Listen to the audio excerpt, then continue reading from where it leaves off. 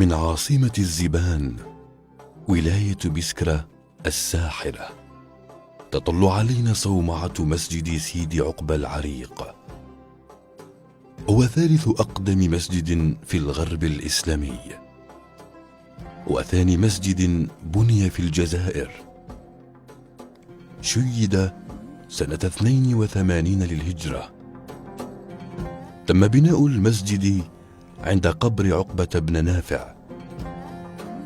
وغير بعيد عن المسجد توجد قبور 300 من الصحابة والتابعين الذين استشهدوا في معركة تهوذة. هنا في هذه الروضة يرقد القائد عقبة بن نافع، وبجواره روضة أخرى دفنت فيها فرسه التي وطئ بها مياه المحيط الأطلسي،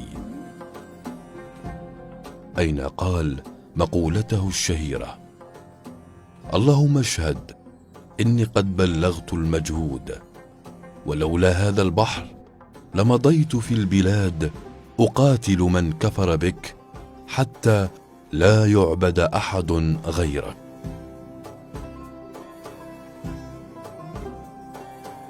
يضم المسجد روضة صغيرة للمجاهد عقبة، وبيت ذا أروقة فسيحة تقوم فوقها عقود مستديرة ترتفع على دعائم صغيرة من الآجر، والمحراب بسيط مجوف بطريقة بسيطة جدا، ويفيض منه نور رباني، وتسكن الروح في هذا المكان، خصوصا حين ينطلق الأذان من صومعته الرباعية معلنا دخول وقت الصلاة.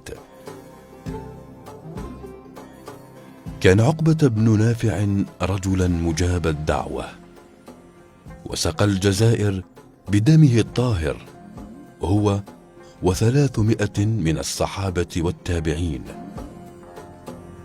لذلك كانت الجزائر أرض محروسة، وشريعة الإسلام في قلوب بنيها مغروسة.